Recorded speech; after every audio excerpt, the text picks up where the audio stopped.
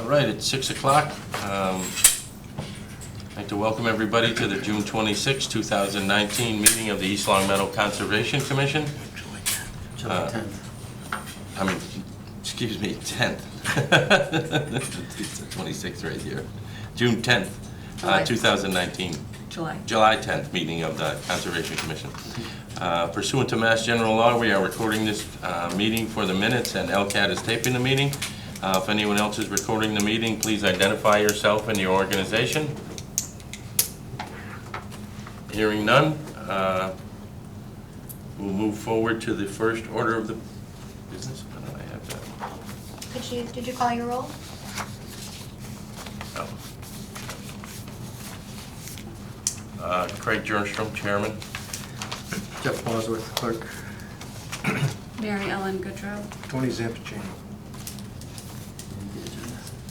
Yeah, I was going to say, I don't know why it has June 26th in it.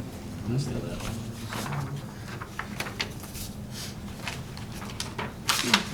You have a different one? Yeah, June 26th, yeah.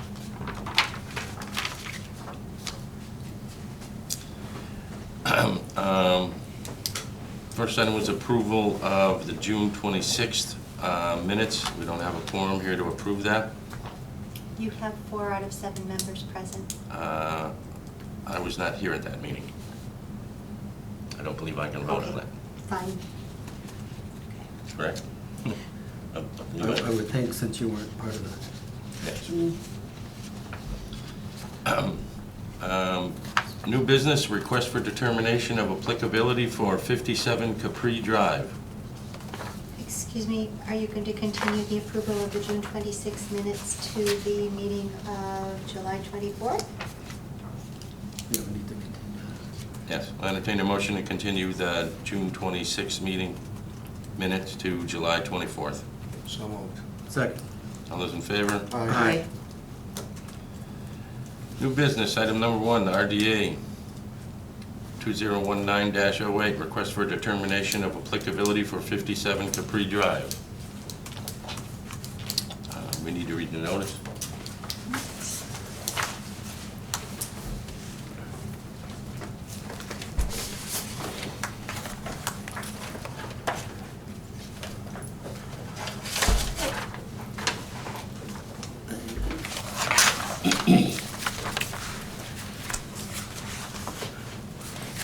The East Long Meadow Conservation Commission will hold a public hearing on July 10th, 2019 at 6 p.m. in the East Long Meadow School Committee Conference Room, back entrance of Nord End Street at East Long Meadow High School, 180 Maple Street, East Long Meadow, Mass. for the following RDA 2019-08, request for determination of applicability for 57 Capri Drive, Assessor's Parcel ID 44-10-26 for the removal of wood chips, stump leveling, regrading, and seeding of land within the 100-foot buffer zone on a 2.40 acre site subject to the Wetlands Protection Act. Applicant representative Anthony Carnavale, AC Home Building LLC, 1031 Tinkham Road, Wilbraham, Mass. 01095. Information relating to this application is on file for public inspection at the Office of Planning and Community Development, Town Hall, 60 Center Square, and is available for review by the public during regular business hours, 8 a.m. to 4 p.m., Monday through Friday. Good evening, Anthony. Good evening. What's the story? So,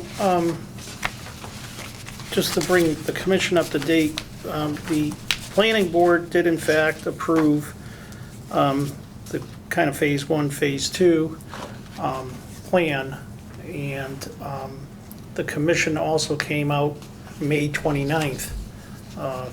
Anthony was there, Jeff was there, and Connie was there, and Tom was there, and Tom from DPW was there as well.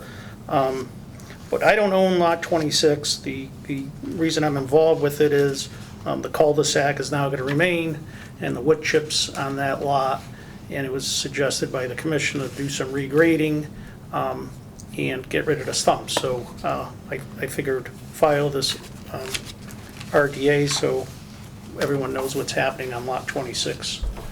In essence, I'm just following what the commission's feedback was and what to do. So the ownership of this lot has changed then?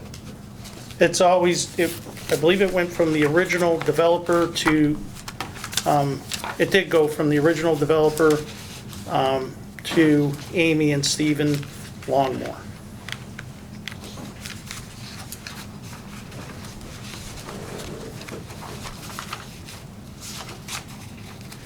The deed was attached. Apparently it went from Kemp Pecoy and Sons to Stephen and Amy Longmore on or around 6/29/2017. Do we have a full-size plan for this?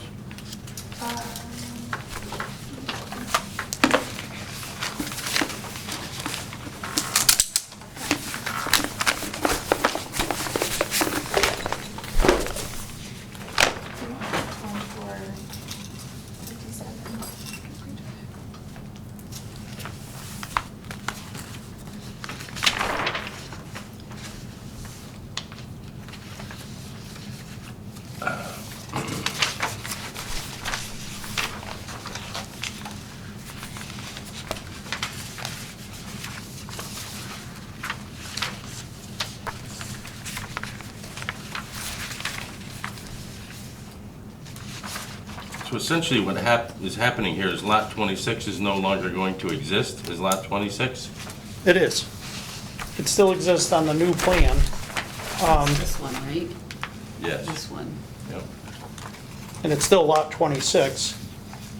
It's just that the cul-de-sac is now going to remain, and there's been issues with the wood chips there. One of the items that's going to get addressed on our part, the part we're doing in the next week and a half or so, we're finally going to go through with the water sewer, regrade it like we talked about, reseed that entire area, and then take the fabric down and hay bales out of the way, and it should be fine, have the growth, stabilize the land, and be fine. But in doing that, we also want to do lot 26 here, and that was more of, It's this area in question here, where the wood chips and the stumps are. Right.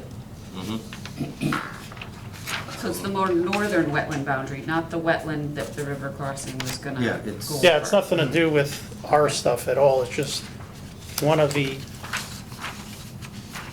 responsibilities, if you may, that I took on with the long mowers is to clean up their yard that was not left like that, so. But I don't own the lot, so I want, even though the Well, commission actually, came out and saw okay, it and said, yep. do it, I'd rather have Mhm. at least an RDA in place for it.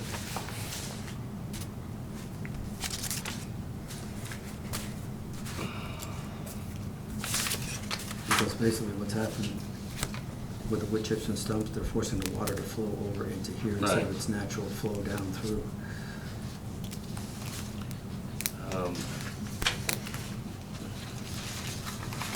What I guess I'm wondering though, is there an existing NOI for lot 26? That is on file with the entire subdivision. What I did when we met out there, unfortunately you weren't there, but we went through what needs to be done. And then I kind of mimicked what they did for 54 just a couple weeks ago. And I figured it's going to basically be the same thing.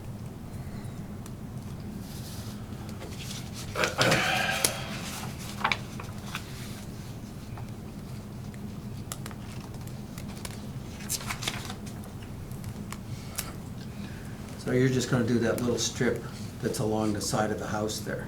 Correct. Yeah. Right. And get rid of wood chips and reshape that section of the yard, and Where are you gonna take out the stumps to? I'll probably have Rocky Mountain pick them up or Arbor Tech pick them up, depends who's available. But the stumps that were in that wood chip area, you're gonna remove those? Right, Yeah, okay. Just to get the better flow of the water going back. Correct. Back down to where it would have normally gone. correct.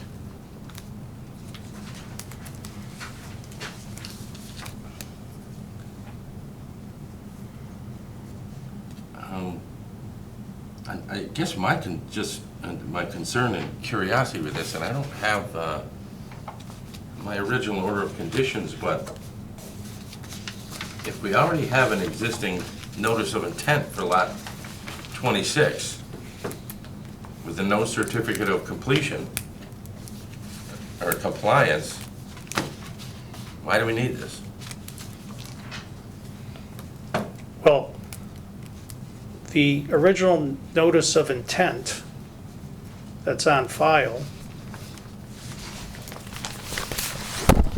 does it include lot 26? I guess is my question, which I don't think.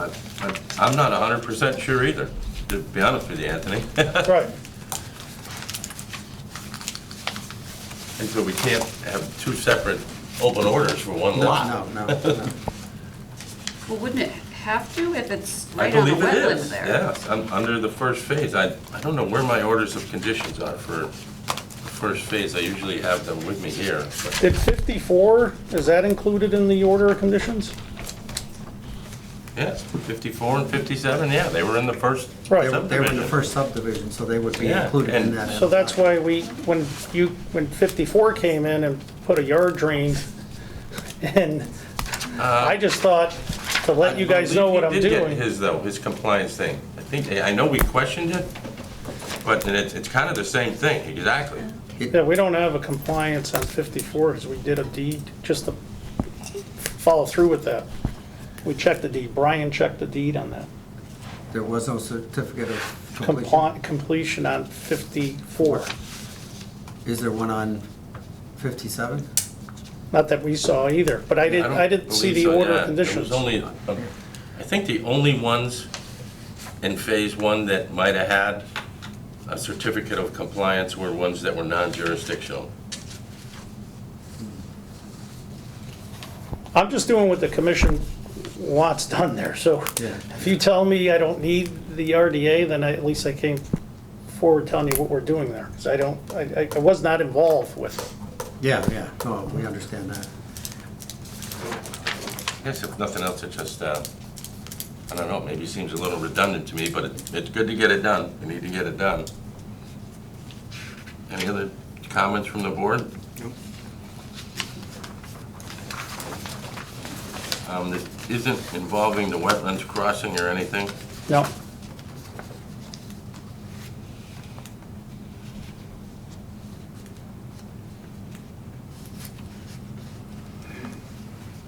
And this is staying out of the wetland, correct? correct.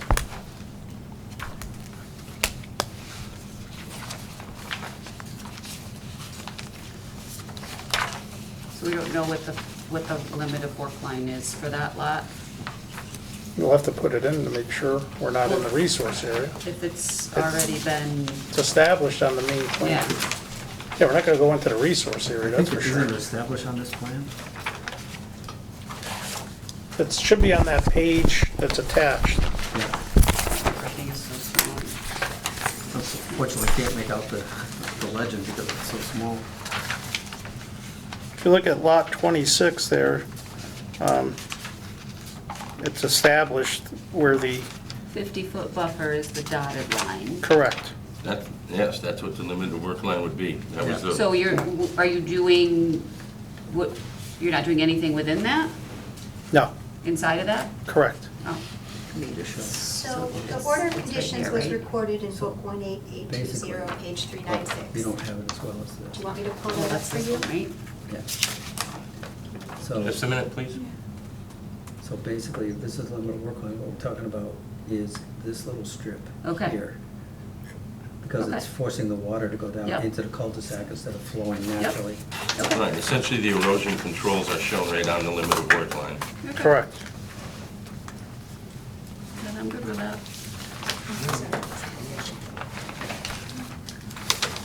So we'll get that order of conditions for you in just a moment.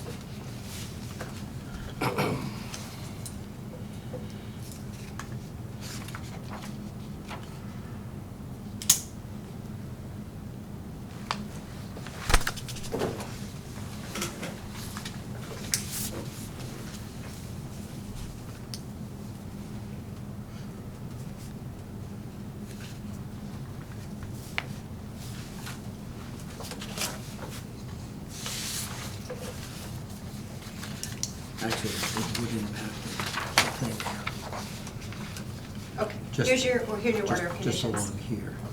I think we're all set now with those. All right, Can you check, is it possible to check in here, see if there was a certificate of compliance done? There would only be a partial release because you would be releasing the lots individually that fall under the order of conditions. So, because it's a blanket order of conditions. So the Longmores, do they have a certificate of compliance? They do not. There you go. Okay, so, all right, so that's, From what I saw, Brian, so nobody on that first phase has followed, has gotten any, I think you're correct. there's no permanent markers up anywhere. Yeah, I think that it was the, even though the order of commission, or excuse me, the order of conditions was dated May 26, 2010, I don't think anyone has come forward and requested a certificate of compliance. So it doesn't appear that there is a certificate of compliance, but if you look at that order of conditions, this lot 26. 26, just verify. No, that's the. yeah, there was a lot of conditions that applied to specific lot numbers on there. Right, here, let's go here. Right, correct. What was the booking page? Book and page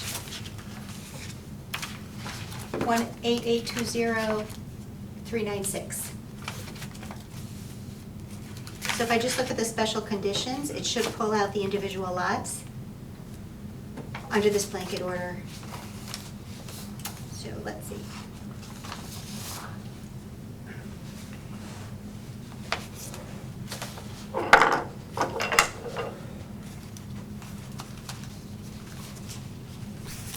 Well, we're not doing anything on this as a part of the,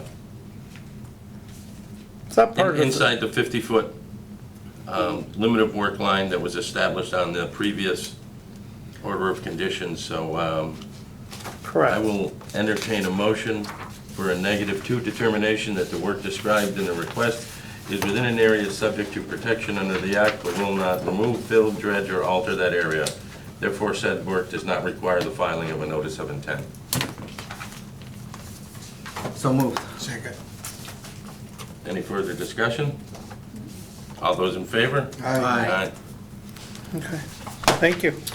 Thank you, Anthony. You done anything over in the 25 for pulling some of the stuff out of there? Oh, No, we're, like I said, we're actually, now that everything's dried up, Yep. in fact, I went over that with Billy today.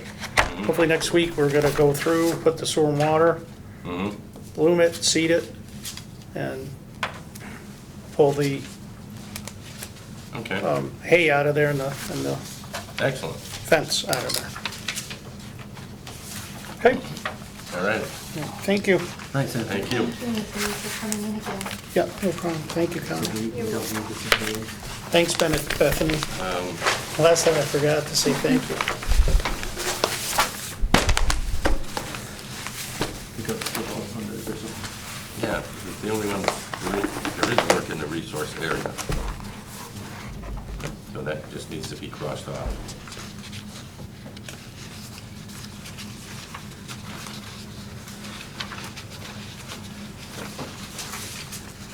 But and then I guess we can sign This, these, yeah. I think these are good. I think Bethany corrected it, just took that out, yeah. If there was no work in the resource area, that was taken out. Yeah, Okay, good. so, where to go?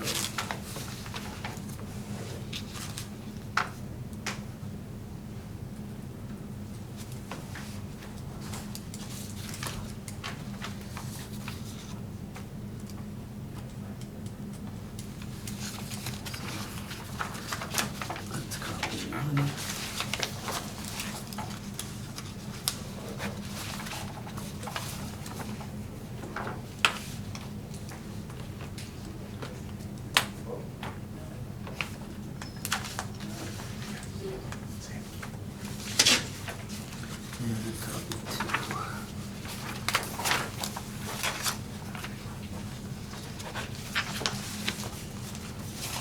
Alrighty.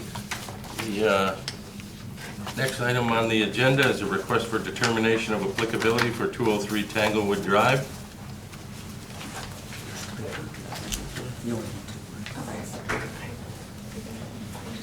Yeah, that's fine.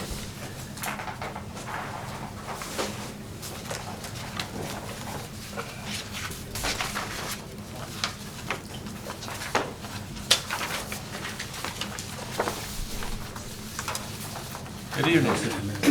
Good evening.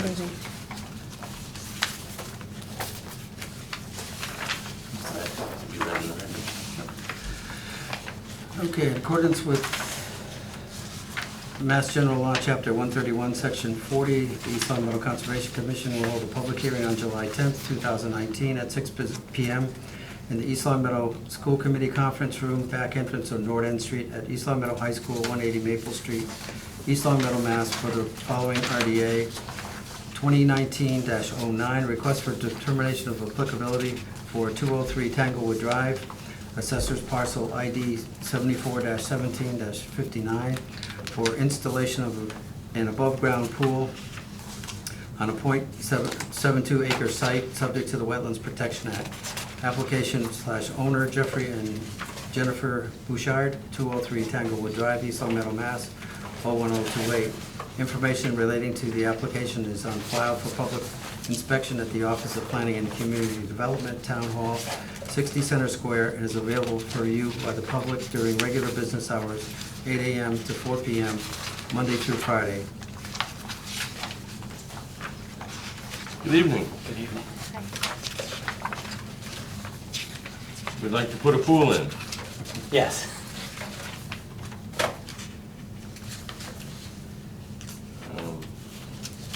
Is this an in-the-ground pool or above ground? Above ground. So we're using Teddy Bear Pools, and they gave us two options.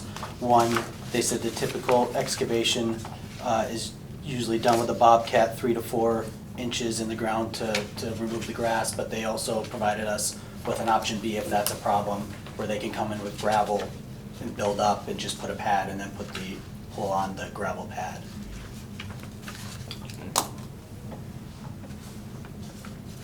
So it's currently a lawn where it's going. That's correct. It looks like there was an above-ground pool on the property from the prior owners, but where we're putting it is currently lawn next to the deck. So approximately, it'll be about 13 feet off of the house next to the deck that's there.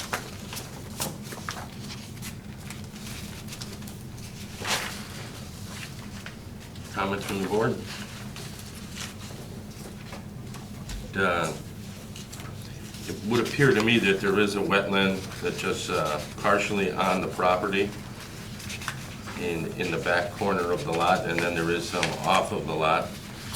But this is an area that has been previously developed.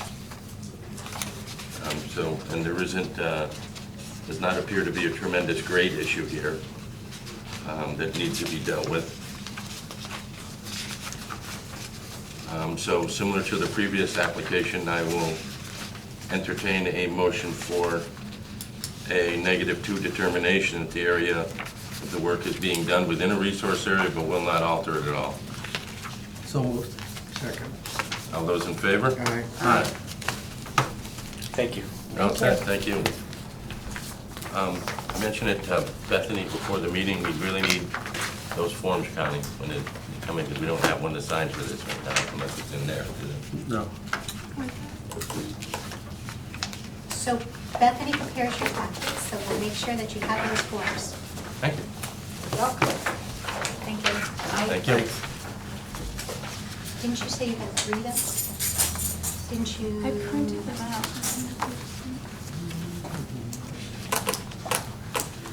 The next item on our agenda is request for certificate of compliance for 30 Heritage Circle. Is that applicant here? Was this the one that we did not have the, or either one of them, neither one of these, we've had the letter from an engineer, correct? Correct. Have Evidently, they're not here. I'll entertain a motion to continue the request for certificate of compliance for 30 Heritage Circle to Oh, our... may I, if I may? So, the request for the certificate of compliance for 30 Heritage Circle is going to, I didn't get the letter in time, but they're going to ask to withdraw until a further time, because there were many issues of concern that need to be resolved. So we're going to take it off the agenda, and then the applicant will come back before the Conservation Commission. So they're withdrawing the request. Yeah. Yes. Okay. I don't believe we need to vote on that. No. Oh, you might want to just vote. Again, usually I get a letter. I don't have a letter, formal letter. I did ask for a formal letter asking for the withdrawal by the Conservation Commission. So I believe you have an email. Do you have an email in your All right, if we packet? don't have a formal letter, I guess we should just continue it and try and see if we can get a letter or something for the next meeting to accept the withdrawal of it. Yeah. So I'll entertain a motion to continue the request for certificate of compliance for 30 Heritage Circle to the July 24th, 2019 meeting. So moved. Second. All those in favor? Aye. I'll entertain a motion to continue the request for certificate of compliance for 9 Sherwood Lane to the July 24th meeting. So moved. Second. All those in favor? Aye. So likewise with that case, they're also not going to be moving forward.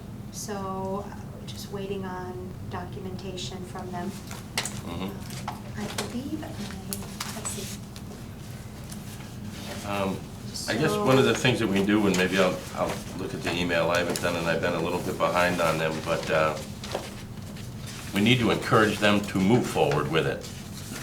It is something that they should do, according to the regulations.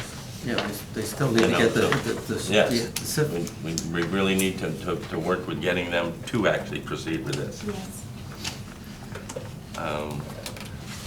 Next item on the agenda is 244 Shaker Road, continued notice of intent.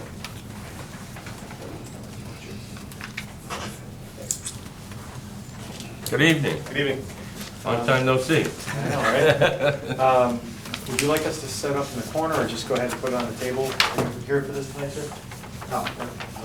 Do we need to have it up to the camera? How would you like us to? I guess you should, in case the camera wants to Probably get- best so they can Yeah. see it.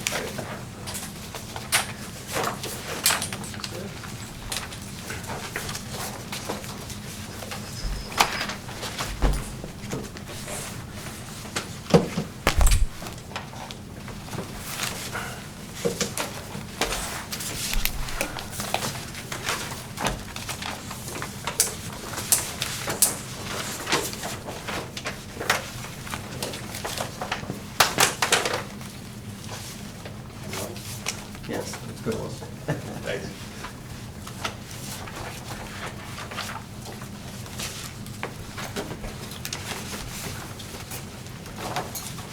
All set?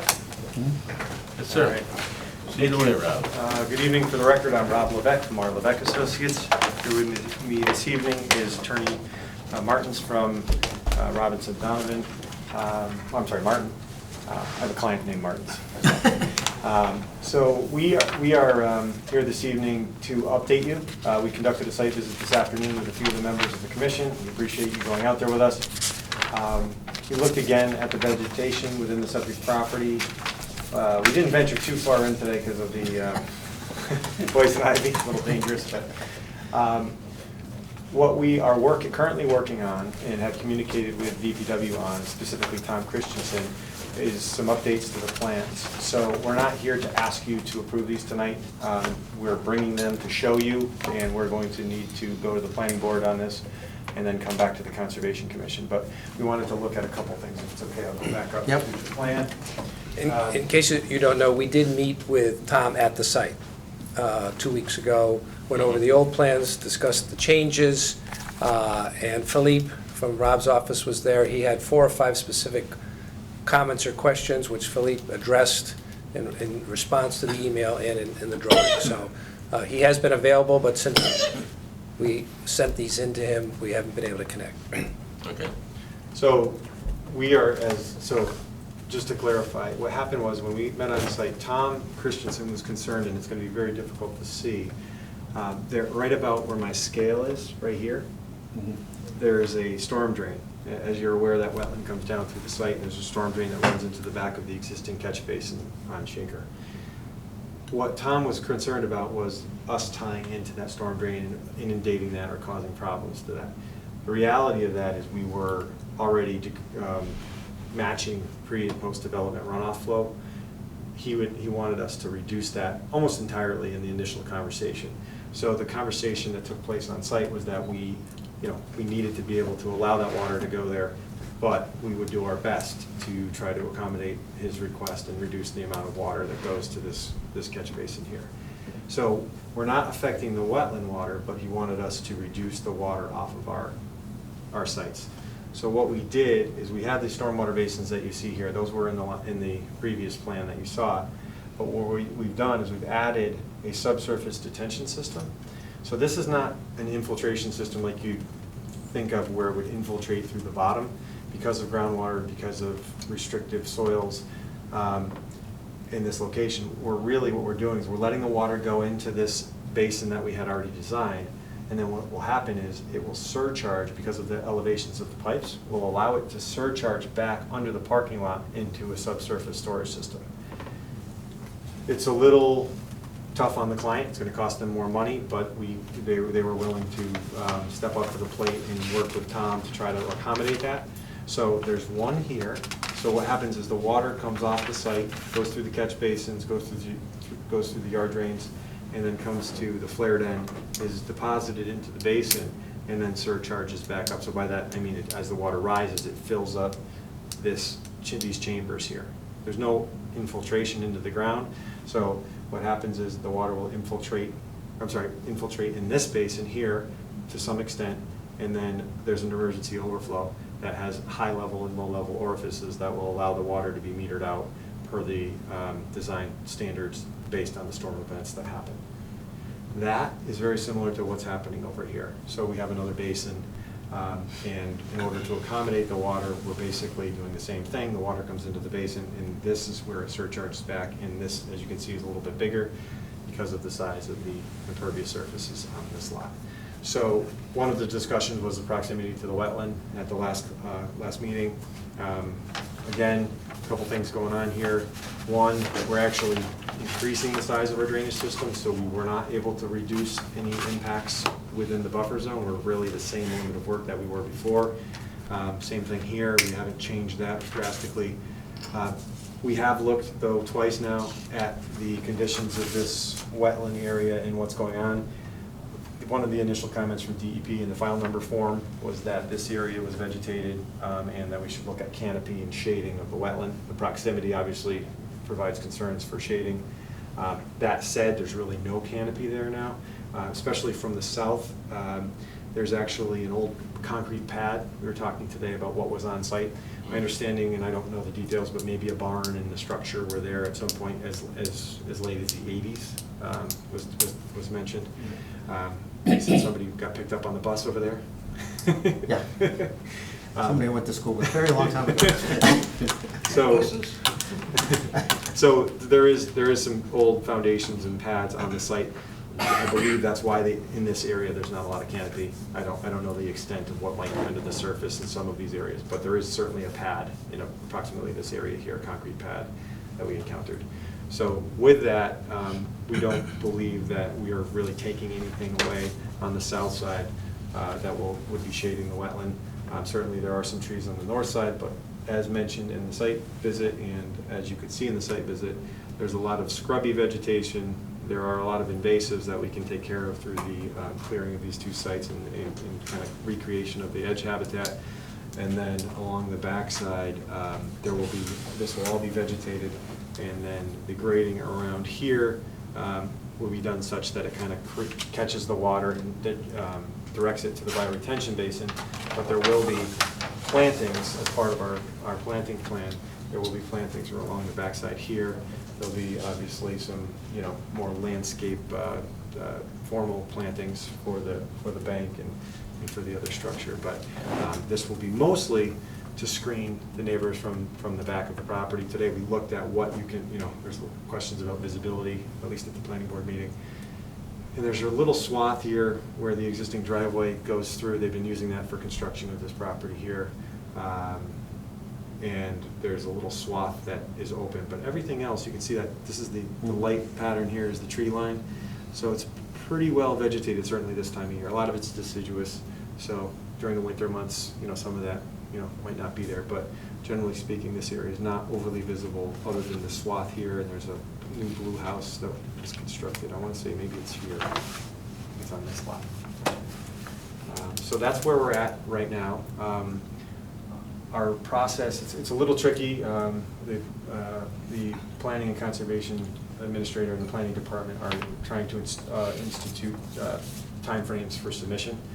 So depending on how that works with the Planning Board, we'll be at the next meeting, but depending on what the Planning Board does for action and where we end up with Tom, with his review, we will hopefully will make some progress at the next Planning Board meeting. If not, we would need to continue that. Worst case, we certainly won't have you here to waste your time on our hearings if we can't take action, but we'll certainly, our goal is to be able to take action. So I would expect that if Tom is not on vacation now and next week, we should have some response back from Tom. If we do, then we'll discuss that with the Planning Board. If we're in good shape with the Planning Board, I think at the next meeting for the Conservation Commission, we would like to try to close if that's possible, and then go back to the Planning Board with approval from the Conservation Commission, which I think they would feel more comfortable with closing their hearing. So a little bit of back and forth, but that's where we're currently at. So through the chair, Tom is on vacation until July 29th. Ooh. Wow. Okay.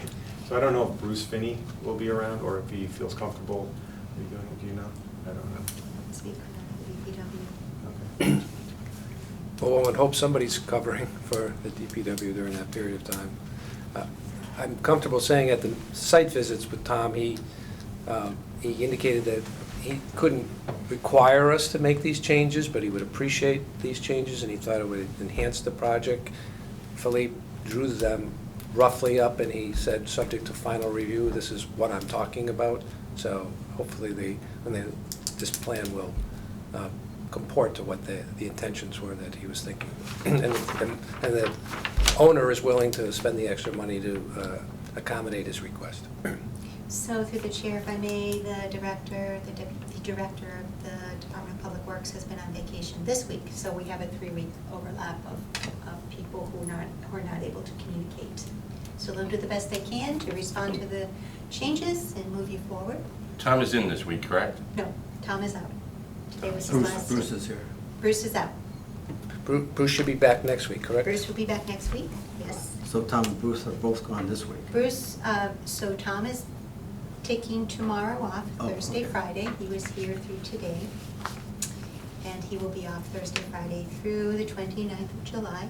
Be back on Monday. And Bruce has been out this week, and he will return next week. I mean, they're not going to be reviewing it on the beach? I don't think so. I think they're poolside, actually, so I think they get a little wet in their plans. So we would hope someone might be able to look at it next week. The trees you have there, Ron, those are pretty much the same ones that were on the original plan, correct? That is, I believe so. Yeah, but behind the south lot, yeah. This one? Yes. Yes, I'm Yeah, sorry. those ones, Yep. they were there before, so that wasn't really a change. Correct. It's just the underground storage. The underground storage is the biggest change, yep. And if you could just help me out with that a little bit, what happens when that fills up? So when it fills up, then there's two things that happen. You mentioned it comes back out. Yeah, so we have an outlet control structure that controls the flow out of the basin. So once the basin gets to a certain level, there's orifices in the, so if you think of the outlet control as a concrete box, and then on the wall of the box, there are holes at different sizes, and then typically a V-notch weir. So at the top, so as the water rises, we allow a certain amount of water to come out because of those holes are set at different sizes. So the higher the water gets, the faster we let the water out, and that's based on a rain event. So it's all calculated, it's all designed based on HydroCAD, which is a modeling system we use. We plug in the pre-development conditions, we plug in the post-development conditions, and then we analyze that and size the basins accordingly and specifically size those outlet controls. If you think of it, and I think I used this example last time, like an hourglass, we're basically sizing the tight point of the hourglass for each storm event to meter out the water so that it doesn't cause downstream problems, doesn't inundate the drainage system here, in that it handles, and it's designed to handle up to and including the 100-year storm, which is 6.5 inches of rain, which will probably be in the boat down here anyway. Yeah. Yes. Yeah. This, a roadway, Shaker Road is typically designed probably for the 10-year storm. Most municipal infrastructure does not handle more than the 10-year storm without surcharging. So, and other than the shaded areas and the plan, no work is proposed in any other portions of the parcel? That is correct. And if there's any, request for monuments or something like that to memorialize those areas. But with a commercial site, you typically don't see the migration of stuff that you do with a residential Right. project.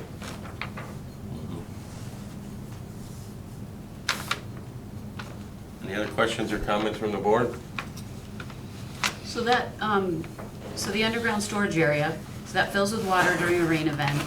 And then in the days following the rain event, as the water in the detention basin or retention basin percolates down, then the water backflows out from that storage Exactly. and then, okay. Exactly. It's just that, it's almost, if you think of it just like this basin where it holds water, it's just detaining water for a period of time. That's exactly how this functions. It's just giving us more volume. There's no exfiltration through the bottom, or infiltration, whatever you want to call it, through the bottom of this or through the walls of this, because this is just made for storage. But this, and it's hard to see, but the outlet control structure is really what dictates everything and how it works. Yeah, because that's when we talked about that originally, doing the underground storage, was because the water table's too high there. Right, so You couldn't do we it, weren't right. able to do the infiltrate, you're exactly right. We weren't Yeah. able to do the infiltration, but we said, okay, well, we could create these chambers and just store the water there, which will reduce the flow to the street. So this is kind of a good example. It doesn't show the inlet, but it shows the, kind of how the outlet control is. So what happens is the water, and there's more detail here with the different elevations of the outlet controls, but what happens is the water rises here, and it would surcharge back up into the system under the parking lot. And then as it goes to a certain level, there's little holes in the side. There's an orifice here, there's, it looks like this from the front. So as the water rises, it allows that water to get into the outlet control structure. And then also, there's an open grate on the top, and if it needs to, it can go into the top and then out of that pipe, out of the outlet pipe. So there's a bunch of different things going on, but the metering of the water out to the discharge is all controlled by the outlet control structure. And is all backed up in the stormwater calcs that we provided to are providing to DPW on the beach.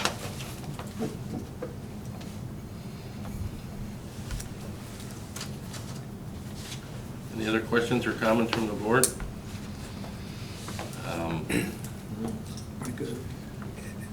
Does anybody who looked at the site for the first time today have any observations or questions about that? I wasn't there today, but I've been there a couple other times. Okay. Well, we've been there a couple Yeah, I know, times. I know you and you have been there before. Yeah. It's a lot more vegetated right now. Yeah. than it was It's green, the pretty first time. green now. Can't really get in there.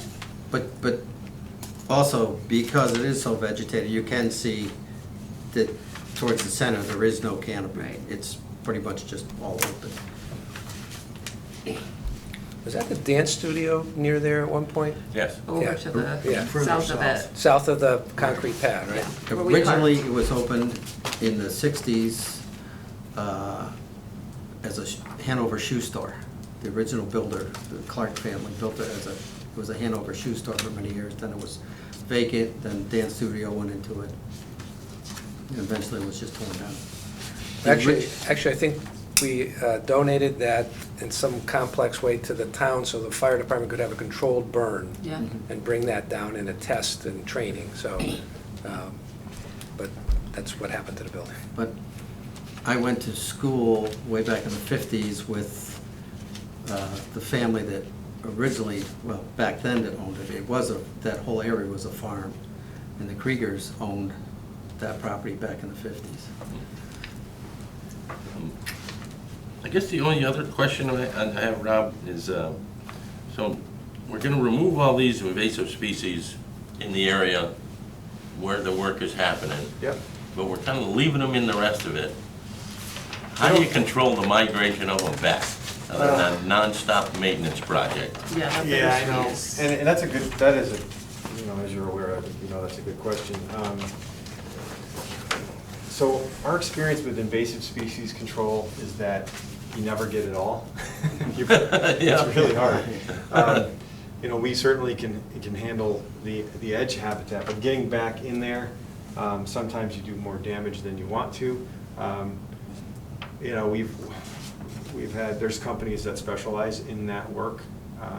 You actually can't book them typically for a year, because they're typically, if you don't get them early, they're typically booked for the entire season. It's a good question. I don't know. I think the good news here is that from probably, and I think you guys that walked in, from about here back, there is canopy, right? From like on this side of the wetland, maybe some in the wetland, and then this side of the wetland, there is canopy. So there's not the same scrubby vegetation that you see down low. There's really, there's a pad in here. And then this is probably the worst of it. Yeah. And then, you know, and probably in here too.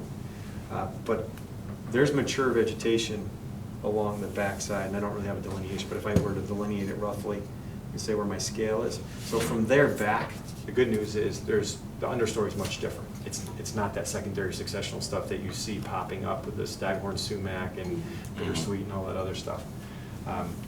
So it's really probably right in this area. So, you know, as part of the conditions, we could certainly look at that and try to focus, you know, maybe even identify a focus area for that, you know, as a consolation for our proximity.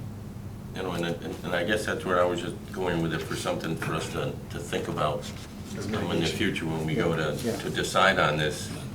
Maybe we should consider, you know, allowing some additional invasive species to removed as a part of the project when it begins. Yeah, and I think, and I'm happy to go out again, but I think it's probably the front here and around this side is probably the worst of it. There's mature veg back here, as you saw during the site visit, and all the way across here, which is a lot better. And these two sites are already going to be cleared, so. Right.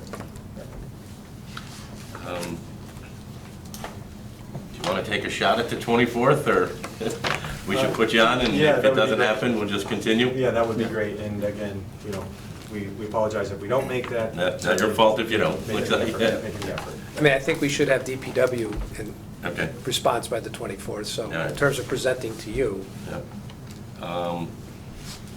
Is there any comments from the public? Hearing none, I'll entertain a motion to continue the public hearing to the July 24th meeting of the Conservation Commission. So moved. Second. All those in favor? All right. Thank you for coming in. Appreciate the time for the Seeing you update. again, Rob. 6 PM again, Greg? 6 PM?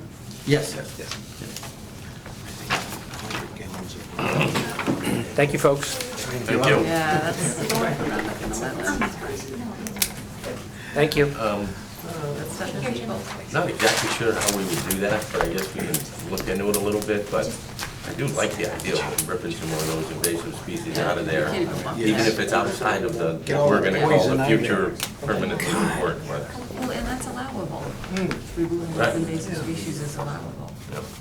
I kind of looked, but I don't remember seeing a sign today. Did I don't that letter go out remember for Old Farm for the sign? Thank you, sir. I did kind of look over there, Thank you, sir. but I don't remember seeing a sign. I didn't really take a hard look at it, though. Are you ready for me? Again?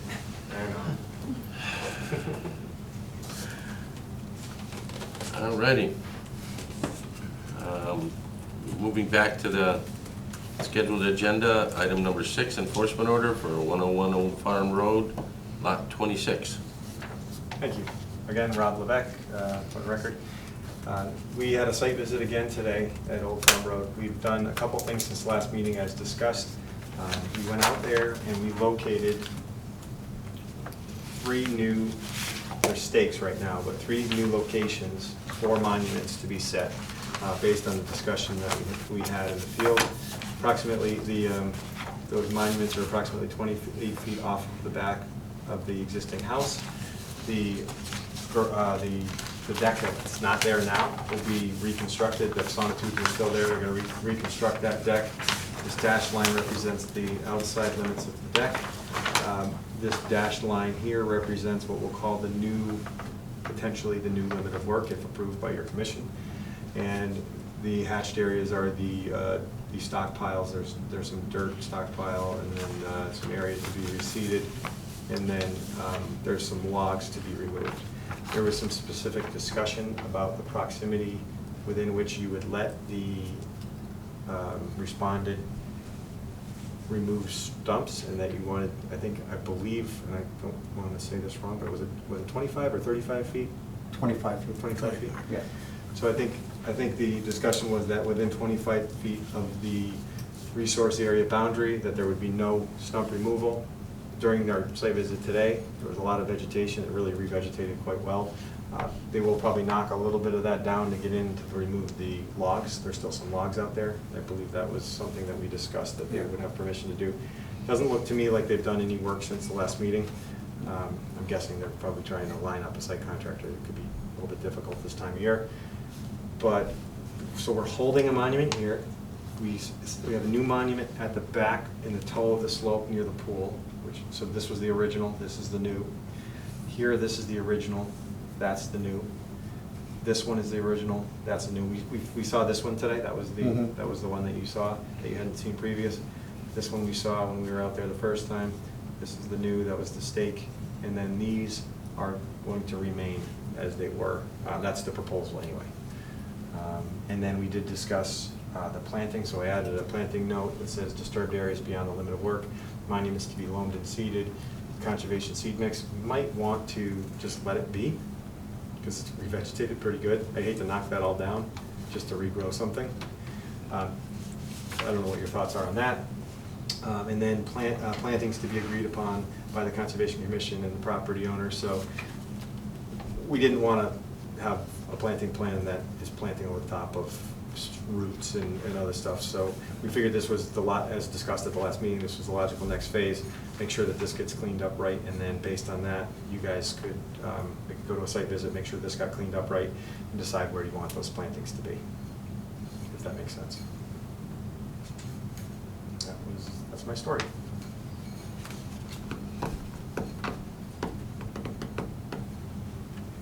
Comments from the commission?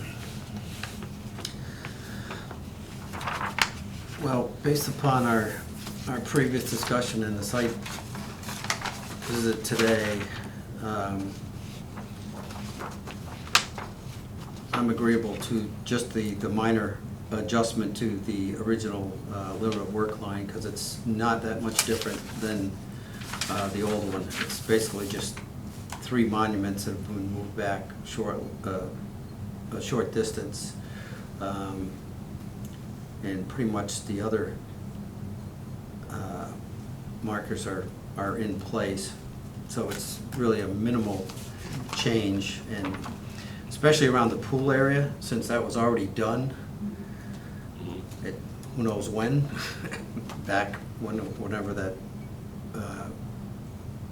and basically it's just kind of bringing in line with the slope of the regraded area around the pool, so. And I'm kind of tending to say, yeah, it has revegetated pretty strongly back there. I was absolutely amazed. Just to leave the natural vegetation as it's grown back in.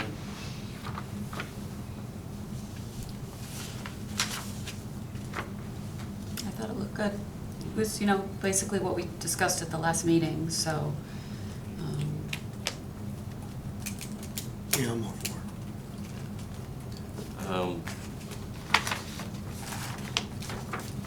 it. curiosity, is the pool functional? It is. Does it work? Yeah. Oh, okay, Yeah, it yeah. Filter is. was going today. and- Yep. Yeah, Yeah. water's blue. Yep. Okay. Yeah. Yeah, I didn't see where we're really accomplishing anything with a positive impact to a resource area by saying that needs to be removed or anything like that. I didn't make it out there today, but I'm glad to hear the natural vegetation's coming back in. I don't have an issue with the removal of logs. Is it heavy equipment that needs to go in there, or? I think so. I don't know how anybody could get those out there. Just trying to pull them out. They're pretty good size. They're probably 12 foot. Bobcat should do it. Yeah, like a little, Yeah. you tell us what we can use, and, but I think they would need a machine. But the only logs are just kind of down in this area, over here along this side. Mhm. And there's some up over here, on actually what appears to be part of the lawn area. They're a ways away from the stream, but these are the only ones that are in proximity to the stream. But there's nothing down in this whole area.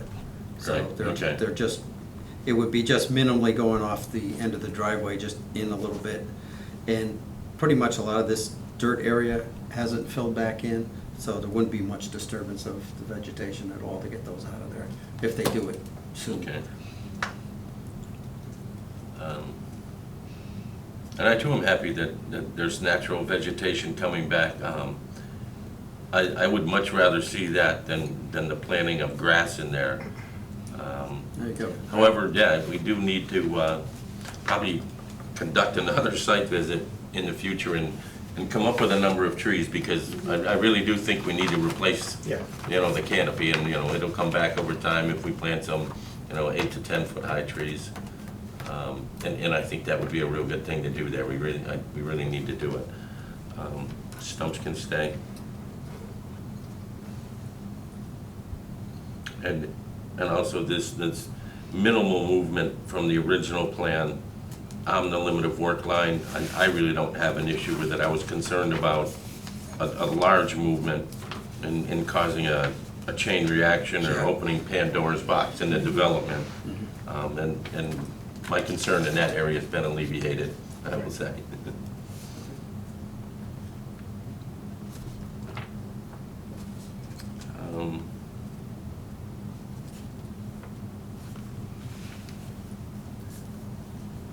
Any other comments from the commission? I guess then I'll entertain a motion to approve the plan at W1A and D1 that was submitted to the town on July 8th, with the condition that the location and number of trees that will be planted outside the limit of work line is still to be determined. So moved. Second. Any further discussion? Hearing none, all those in favor? Aye. Opposed? Nay. Thank you very much. Thank you. Is there a time frame that we should kind of schedule to look at the trees? Do you want to look at that in the fall? And you probably want to come out before do you want to be out there when they do Yeah. some work? How do you want to handle that? Contact you guys 72 hours in advance of any work being done, something like that? Yeah, just put that kind of thing in there, it'd be fine. Yep. And I would recommend before this gets too much further grown to get those Logs out. logs out of there. Yeah, I They think, knock yeah, it down, sooner back the down. better, yeah. Yeah, great. And it's probably dried up pretty good back there now Oh, yeah, it from the is. rain, yeah, it's fine? Yeah, Okay. very dry, yeah. Yeah, okay. Great, thank you very much. All right. Appreciate it. Thank you. Back to the cake.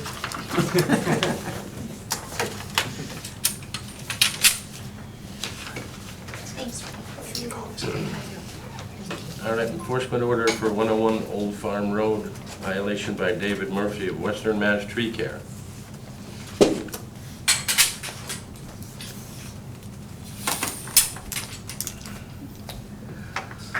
We just want to close this one out? Just saying, What we want to do. you stopped working, done? Well, we discussed this at the last meeting, Craig, you weren't here, about possibly imposing fines for infractions, and think we kind of felt like we should have more input from members before we made any decisions. I think my feeling of it is that we should discuss sort of criteria for finding, sort of absent of this specific situation, and come up with that, and maybe levels of severity and before we impose a fine. That's personally my feeling, is that, because I think that's what we discussed quite a bit at the last meeting was, you know, should we start fining, and should we fine on this specific infraction? And As it that's is- where we left it. As it is uncharted waters for us, I don't have an issue with that either.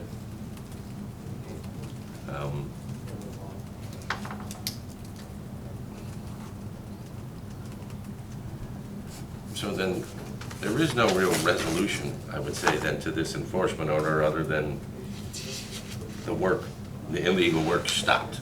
Yeah, right. So, I guess then we can just close out the order. Yeah, since we really don't have any, I mean, there is a guideline for fining, but since we haven't really established anything in the past, but I strongly feel that we should Right. establish something for the future so that, Yeah, it's here down in the other business, the fines and drafting a fine petition and that sort of thing. I think we can talk about it briefly there. but But for this one, I think we're all set. So I'll entertain a motion to not proceed any further with Mr. Murphy and Western Mass Tree Care. so moved. Second. Any further discussion? All those in favor? Aye. Project monitoring, we took care of Tanglewood Pond View and then a couple other things when we did the agenda out of order.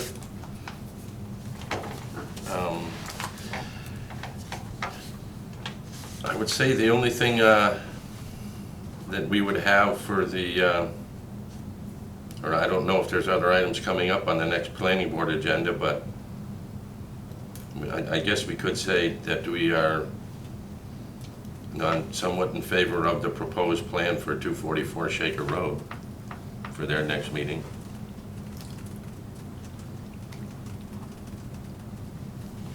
Or that we like the changes they've made, we're in favor of the changes that they've made with the additional under parking lot storage, which I guess is an improvement in stormwater management versus the current situation with all the runoff from Yep. that site going into that storm drain.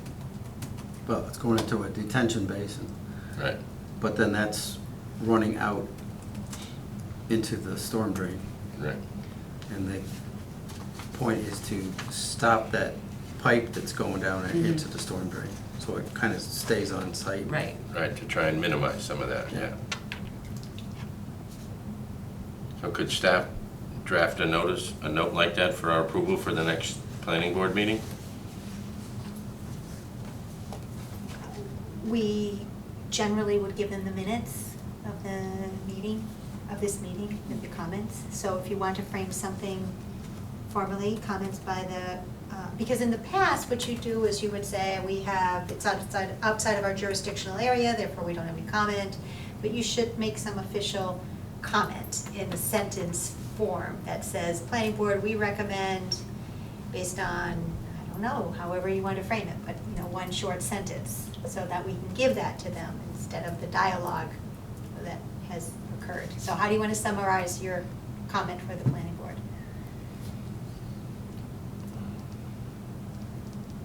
Well, we didn't vote on No. whether we all, so I guess we may all have differing opinions at this point. Yes.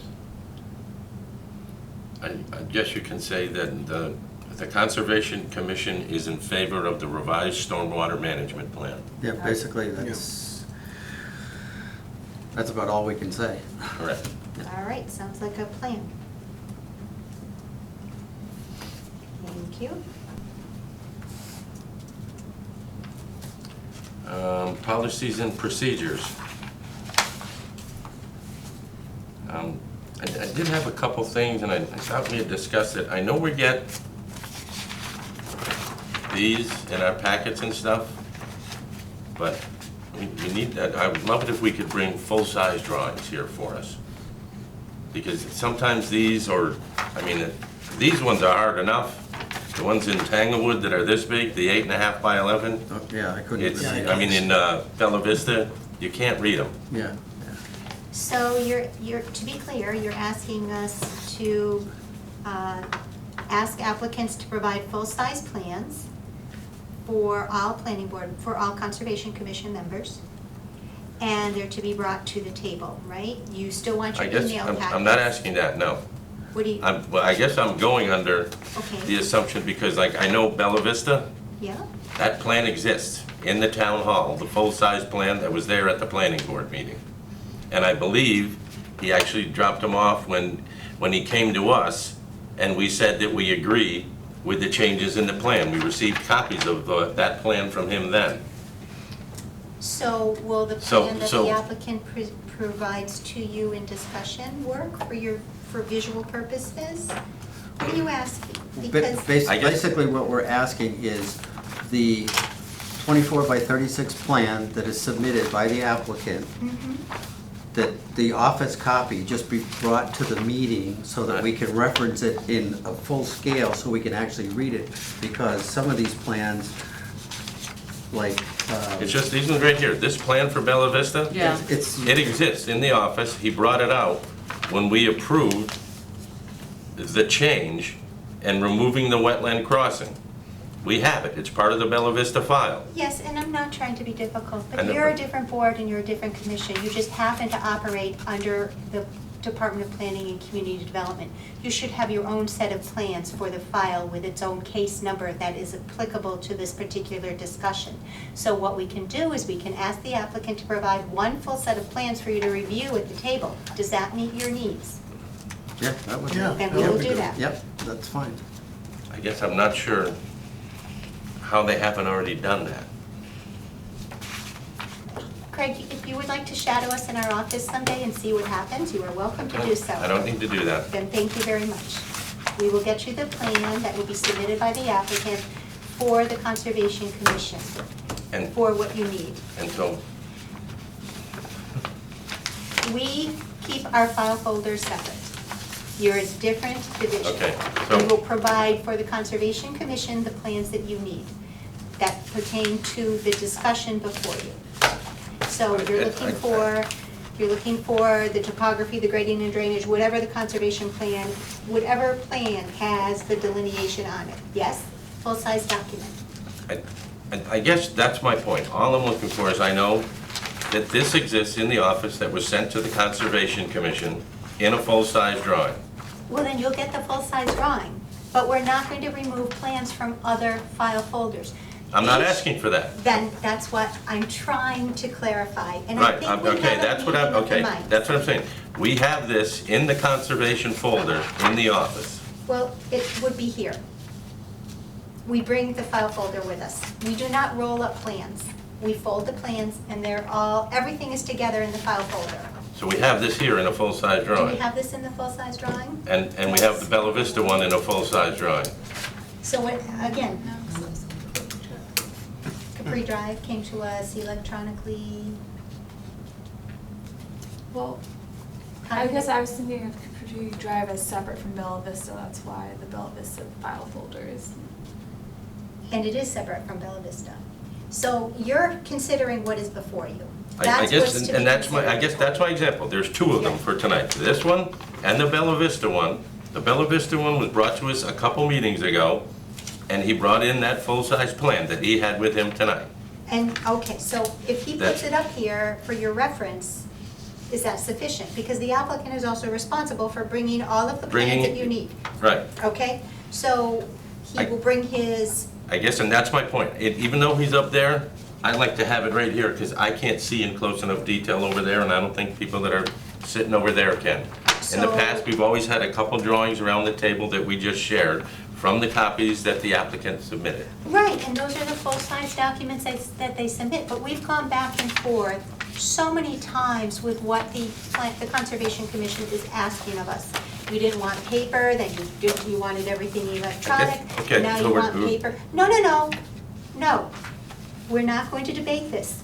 We will provide for you a full-size document that the applicant is going to make their presentation of materials with. We will ask them to bring to the table to make sure, if they haven't submitted the full-size drawings, that you have them, so that you Okay. can at least look at one full-size document.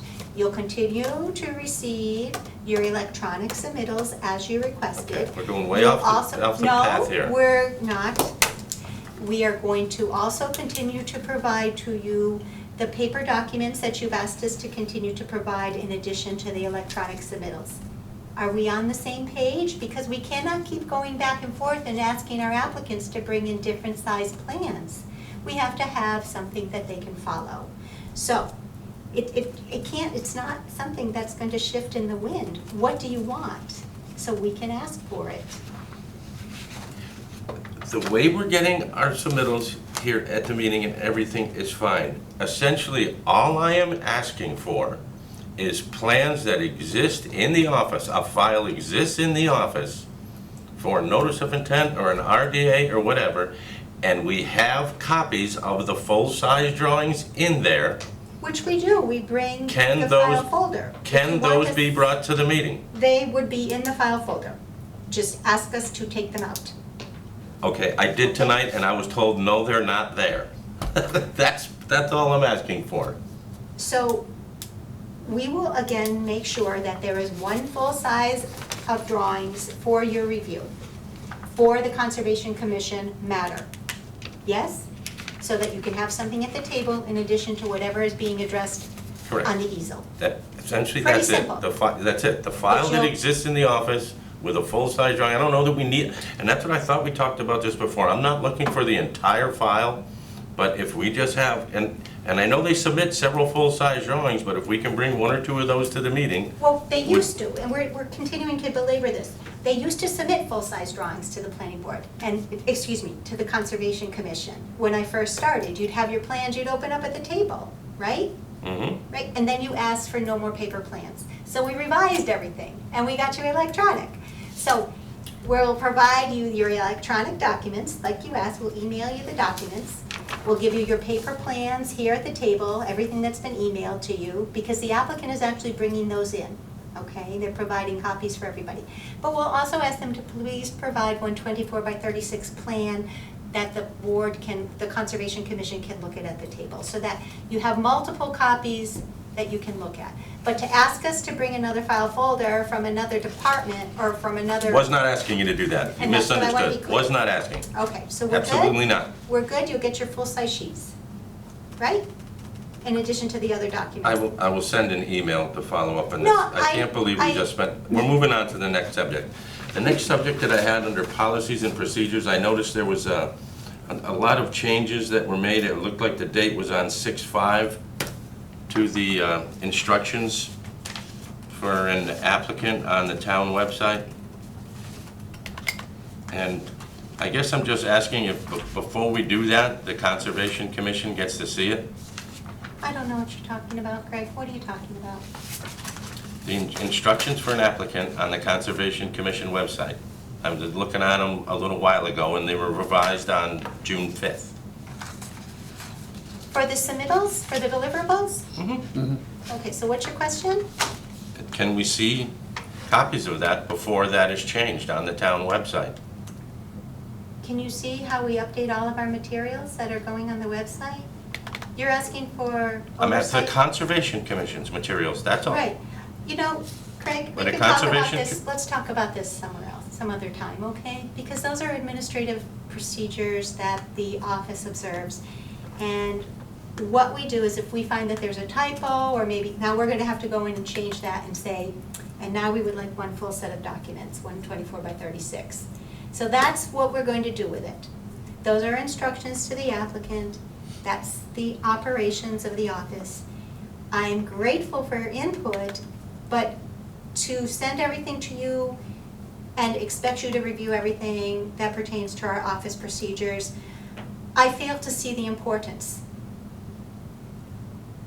And if you could please explain to me why you feel you must oversee the administrative procedures of this office, we could perhaps have a meeting of the minds. So, I'm not trying to do that by any No? stretch of the imagination. no, it sure sounds like it. So if you will please allow us to operate our office and make sure that people have the documents in place, just like earlier tonight, you were looking for, what did you want? The finding sheet. We had asked for that. We asked for that as part of the application packet so that you can just sign off and make your job easier. Please allow us to perform our tasks that we see that you need to have done. Wow. I'm sorry, I wasn't even listening to that. And I guess this, the one it is for Conservation Commission deliverables and submittals. And the first one I know is one that we discussed in the past, and it's the same as it was before. The commission will convene at the site on the meeting date to conduct a site visit. Kind of needs to be changed because we might not necessarily be there on the day of the meeting. No, but it gives people an idea of what might be happening. Sometimes we need to go. I understand. So we're gonna leave it there, Craig.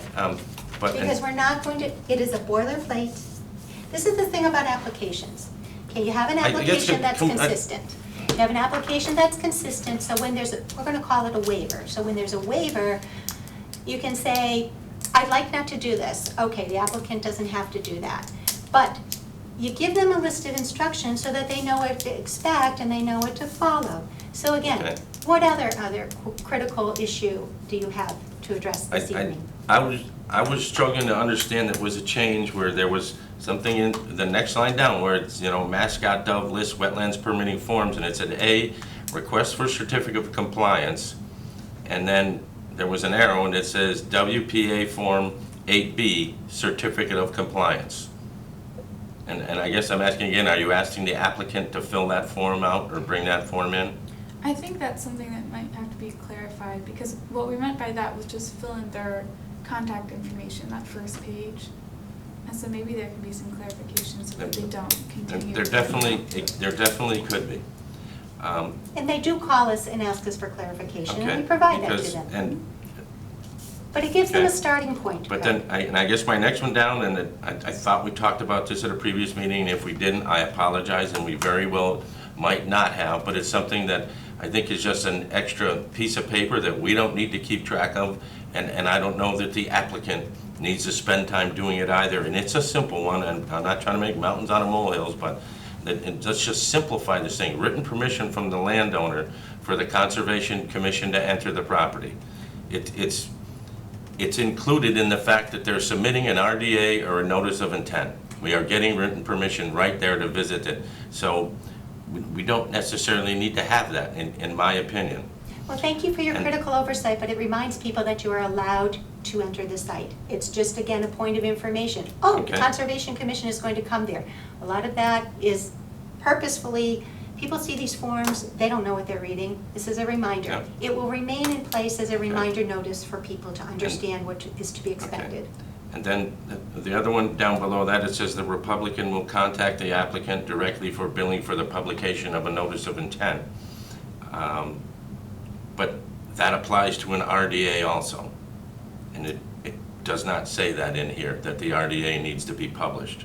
I think further on down below or above, it talks about the RDA. Bethany had tweaked that a little bit, but we certainly have people understand when they contact us that the RDA will be published in a newspaper of general circulation, and that the Republican would be contacting them directly to discuss the fees for this publication. So again, we don't just let people dangle in the wind. We have conversation with them. This outlines the procedure, understand. makes it a little bit easier, because then we don't have to keep saying the same thing over and over to people. And Craig, I think I actually saw that as well, and I thought I fixed it, but maybe it didn't. I don't see that on here, Yeah. where it says for an RDA for being in the paper. Anything else?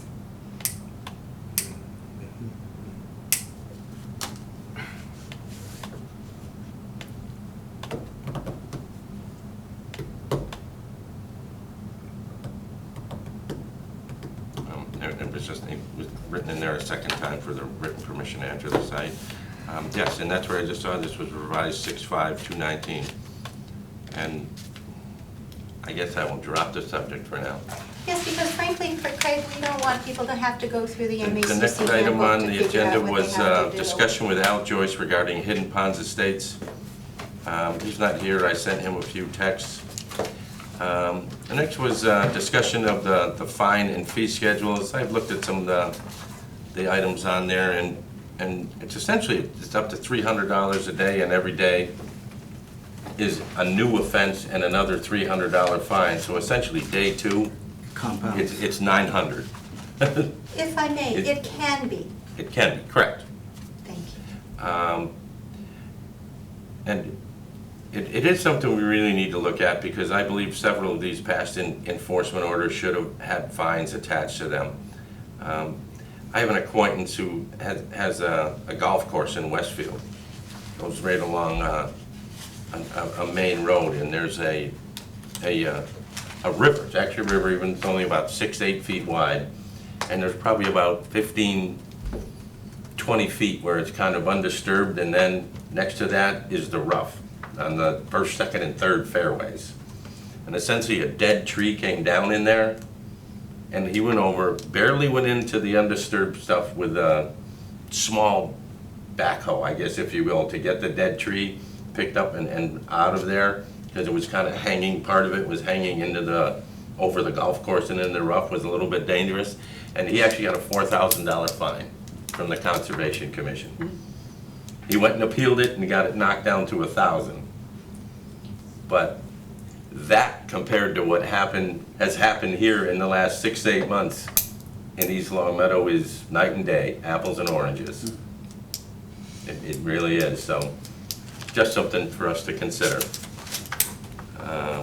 And drafting of a fine petition, I guess that's something we can keep on the agenda, and maybe send some emails out about it and do something with that next week. Well, Or we at the next meeting. excuse me, if I may, I sent to you the form that the zoning code enforcement officer uses. We can change that. That was a representative sample. We can change that so that Mhm. it meets the needs of the Conservation Commission, Yep. if that is something you would like to see. Didn't we have one that was from the Conservation Commission from some other town? North different town. Andover. Hmm? North Andover. It was from North Andover. So, we already have something that the town uses, so why reinvent Right. the wheel? I definitely think we should come up with,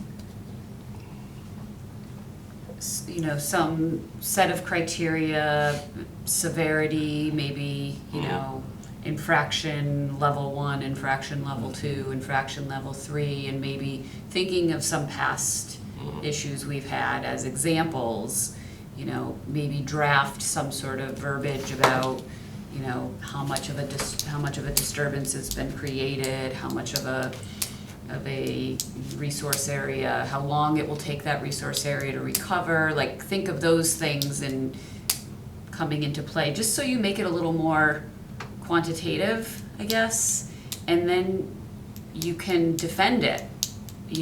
If somebody comes forward and says, well, how come you didn't give this person a fine when they did this? So I think it makes it a lot easier to enforce it and to move forward with it if you come up with those sort of quantitative and qualitative, points. Almost like, I'm a teacher, so almost like a rubric, a grading rubric that you can kind of go by, just so you know you're being fair and not just, I didn't like what he did, so let's give him the biggest fine, and, oh, she didn't really mean to do that, so we're not gonna fine this other person. I think we do have to find a way to make it fair and equitable and defendable. Mm-hmm. And I definitely think there should be different varying levels. Do you want to draft that for the next meeting? I don't think I will have the time to draft that for the next meeting at this point, but I wouldn't want to draft it. I would definitely want input. I wouldn't even know where to start, because I haven't been on the commission long enough to kind of know what types of things might come forward, but I think it should definitely be discussed among members. Well, we've had 2 gross violations so far Right. that I would consider is severe between Tanglewood and Old Farm. Well, and, I find that you can have this on the agenda, but to never really get down Right. to the details. Right. So I think that the Conservation Commission should bring forward for further discussion next. And then, once you have all of your information together, then we can put it together, but you have to give us something to work Right. with based on what you as the commissioners want. I also think that in some cases, the restoration plan, in many cases, is a fine in and of itself, Correct. that probably should come into play when issuing a fine. If you're gonna require a full restoration that's costing thousands of dollars. Right, but, yeah, I can see that to a point, but also you have to take into the consideration that, from what I've seen, the willful intent to do it without going before the Conservation Commission, that there needs to be some kind of penalty for that as well. Absolutely. I know it's gonna cost, thousands for a couple of these, but it was the willful intent, knowing that they were doing it with hoping not to get caught. And unfortunately, oops, got caught. The other option to consider with them, Mhm. turn them over to the DEP. And that way, we're Wow. kind of hands-off with it. Yeah. It is an option to consider. I'm not saying I'm in favor, for, or against it or anything, but it is just an option for consideration. Maybe in some of the severe violations, that might be, Do they ever do that in and of themselves without us turning it over to them? Well, the way. Not unless we give them permission to. Okay. However, the drawback to it is Porter Road, the property out there. We turned it over to them because it was pretty grotesque. About 80 trees cut down in the riverfront. The lawyer for the town retired, or for the state DEP retired. It was supposed to get sent somewhere. Fell through the cracks. I've spoke to Mark Stinson about it a few times over the past years, and nothing has happened with it. I believe you even spoke to him about it. Well, so when we send the enforcement order, you all received a copy of the letter that is sent to the applicant. And the applicant has 2 forms of recourse. They can, based on our bylaws, our general bylaws, they can submit an appeal to the DEP, or they can submit an appeal to arbitration, not to the Conservation Commission. They should not be appealing the violation to you. It's like with the planning board. With the planning board, if they submit a decision, that is appealed to the ZBA. Unless it's a special permit, and then it goes to the courts.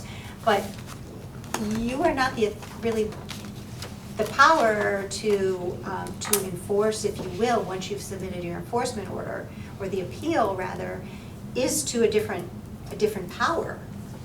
So I urge you to reread the letter that I sent and become familiar with that, and that was the letter that was reviewed by the town's attorney and written with the town's attorney's help.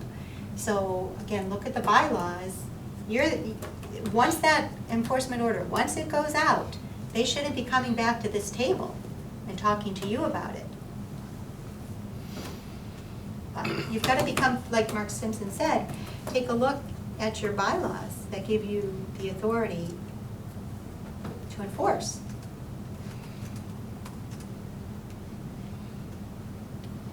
All righty. I'll entertain a motion to adjourn. So moved. Is there a second? second. All those in favor? Aye. Aye.